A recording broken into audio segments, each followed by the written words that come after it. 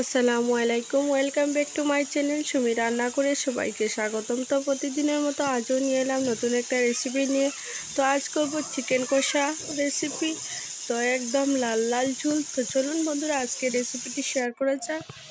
তো এখানে আমি 500 গ্রাম চিকেন নিয়ে নিয়েছি। বড় বড় সাইজ করে চিকেনটাকে আমি কেটে নিয়েছি।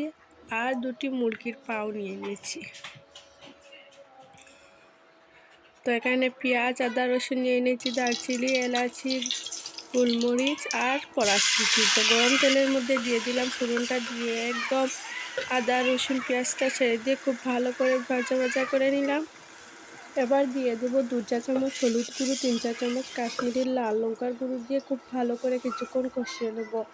তো দিয়ে দিলাম পরিমাণ মতো লবণ। মশলাটা একদম কষানো হয়ে গেছে। এবার দিয়ে দেবো কিছু কড়াইশুঁটি।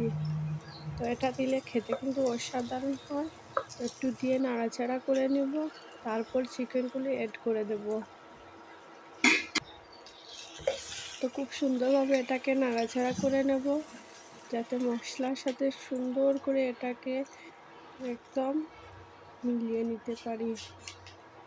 তো মশলাটা কষানো হয়ে গেল। এবার এটাকে 5 থেকে 10 মিনিটের মতো ঢাকনা দেব, যাতে চিকেন থেকে জল বেশি কিছুটা সেদ্ধ হয়ে যায়।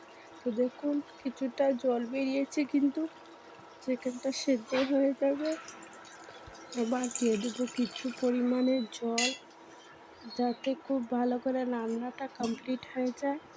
তো জল দিয়ে এটাকে আরও 10 থেকে 15 মিনিটের মতো জাল করে নেব। তো রেসিপিটি একদম পারফেক্টলি রেডি হয়ে গেল। এবার ধনিয়া পাতা কুচি দিয়ে দেব, আর উপর থেকে দিয়ে দেব চিকেন মশলাটা, দিয়ে এটাকে নামিয়ে নেব। তো রেসিপিটি যদি ভালো লাগে অবশ্যই লাইক, শেয়ার অ্যান্ড সাবস্ক্রাইব করবেন। আর অবশ্যই বন্ধুরা কমেন্ট করতে একদম ভুলবেন না। তো যারা এখনও আমার চ্যানেলটিকে সাবস্ক্রাইব করেননি অবশ্যই একটা